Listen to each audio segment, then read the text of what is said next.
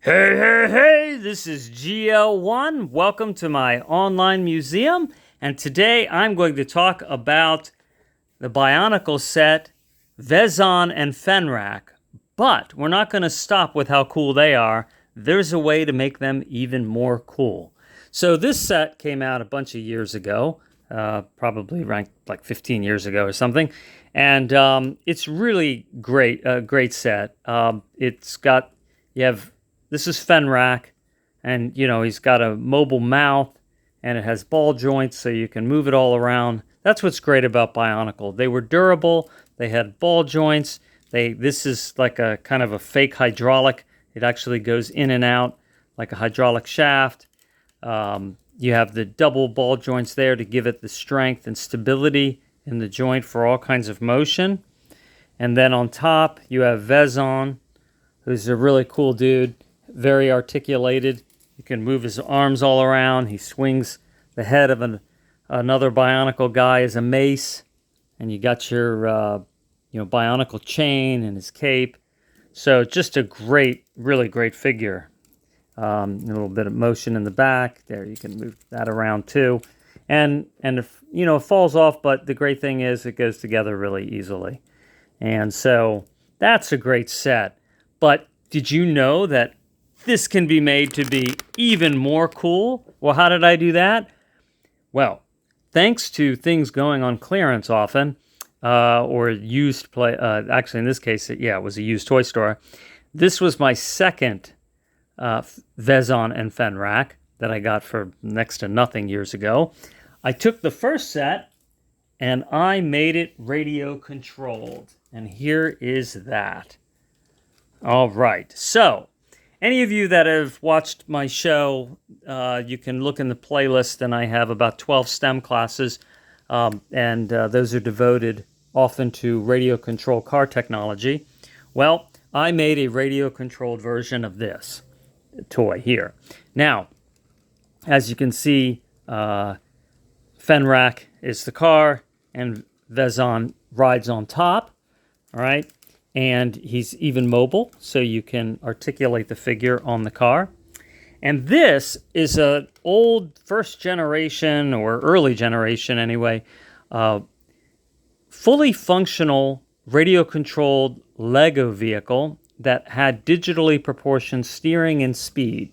What that means is, on the remote, the more you push the lever forward, the faster it would go. You could have it creep along by pushing just a little bit, and the same thing with turning. So the harder you steered over to the right, the wheels would turn farther to the right, or if you steered it just a little bit to the left, it would only steer a little to the left. So that's more sophisticated than just something that, it's all the way to the left, all the way to the right.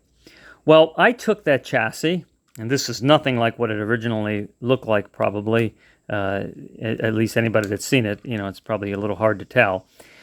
These pieces are the same, and then the steering gearing in there. But what I did is I took these are like the original wheels. I think these are a little larger, but they're very similar. And it had 4 wheels altogether. Well, I changed the wheels in the back. I gave it double wheels to give it more traction, and also had them smaller than the front wheels so it would have more torque. And then I used the front wheels to have larger ones to go over bumps. The original version of this vehicle, the electronics went bad. I don't know why, whether it was just heat or solar flares and photons going through and damaging the electronics, but for whatever reason, it would only go about 3 feet. It would only function for about 3 feet. So eventually, I decided I had to take this whole thing apart and risk destroying it and installing new electronics. The difficult part about that is not the speed control or the brain, the receiver. The difficult part is you have to cut away plastic to hook into the steering servo. And so I had to do that. So the original steering gear is inside here. Okay, and let me show you here. So you have that I didn't change. And so you have your steering rods here, and you have a gear that turns that. But you can't integrate the original servo in with the new electronics. it just isn't going to work that way. What's easier to do, you buy a new receiver, and that comes with a speed control. This is your speed control. You see on top these vents. The speed controls get hot. They handle the voltage, so you have to have these aluminum vents to dissipate heat, okay?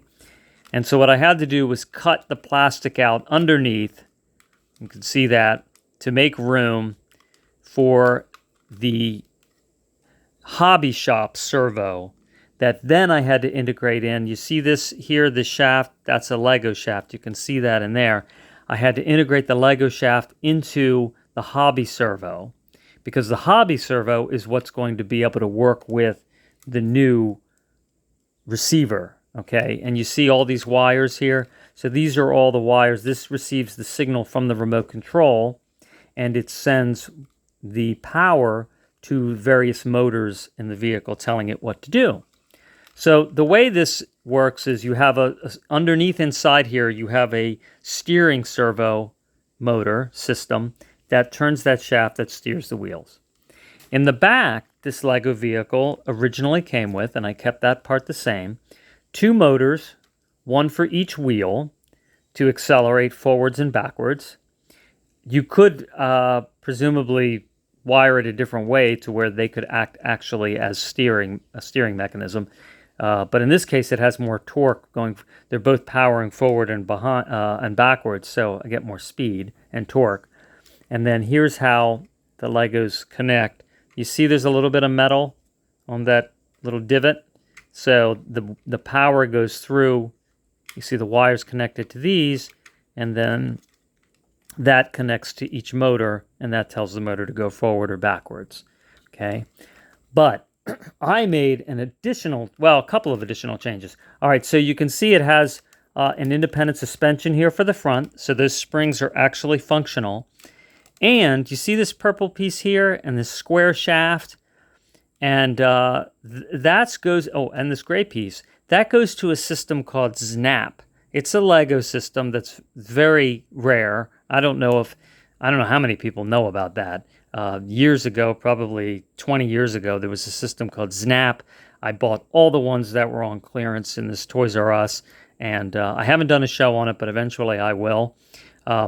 And so I use that. They're very durable. They snap together. They're kind of like Connects, but the rules are different on how they connect, and they're very strong.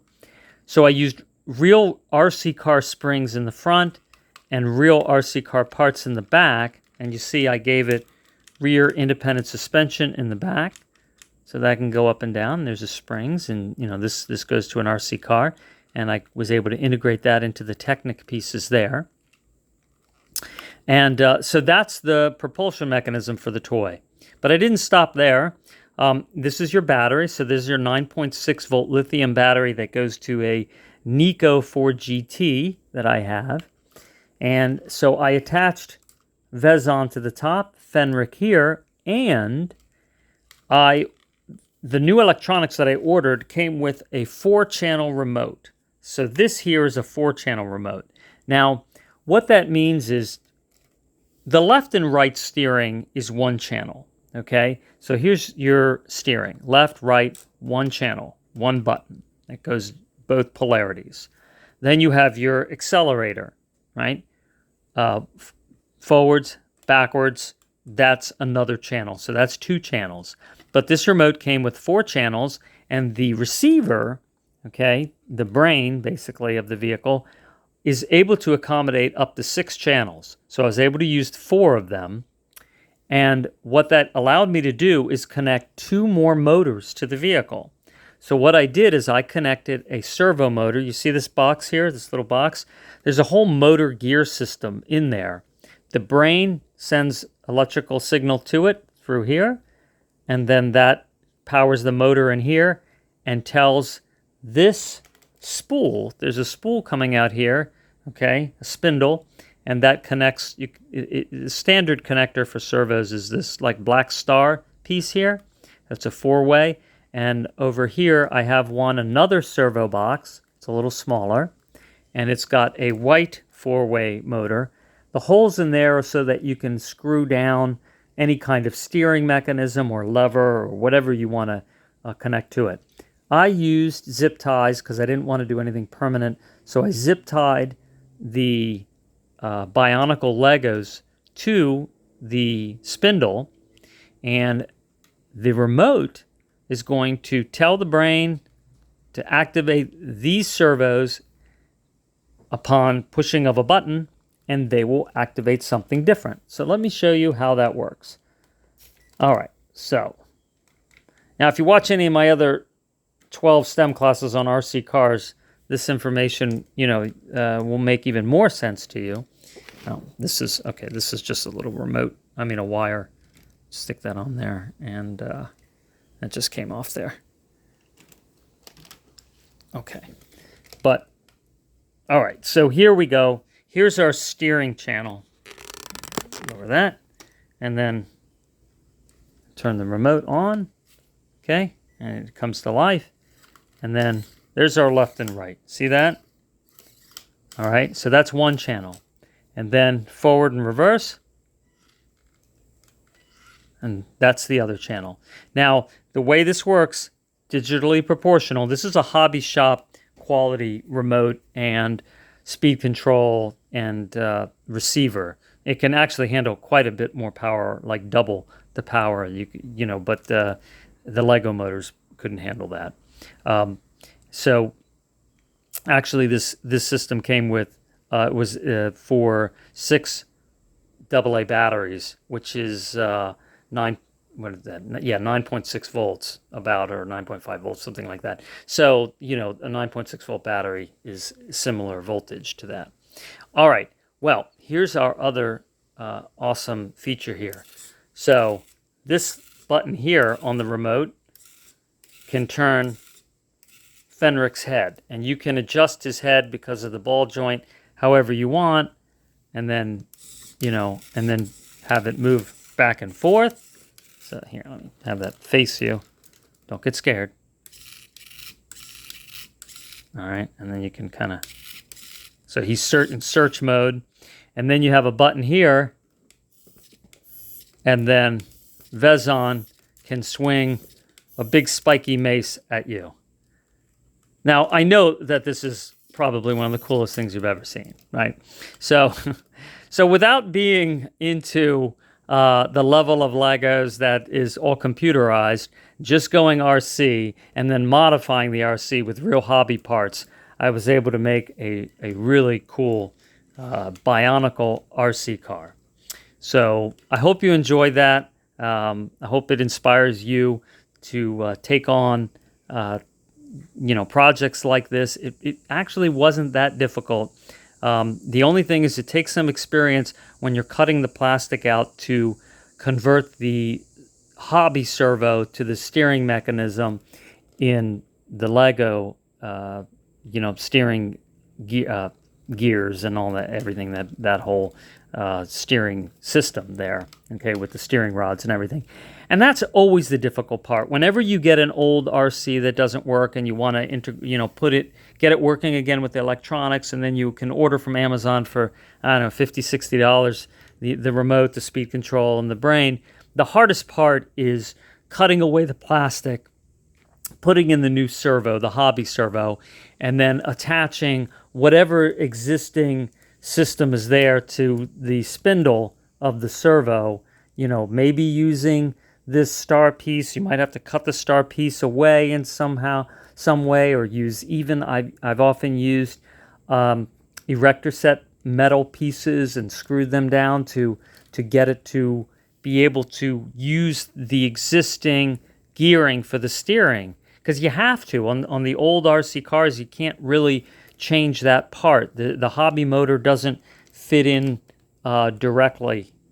So they often, like, let's say a Nico or a Radio Shack, the servo is integrated into the plastic, so you have to be creative on that. But once you're able to do that, the rest is easy, and you can get, as you may have seen in my other STEM shows where I have modified that, you can make an RC car, give it new life, and make it even better than it was. This is definitely better and faster than it was with the original electronics. So, all right. Well, I hope you enjoyed that. And thank you for watching. And I will be talking to you soon. Take care.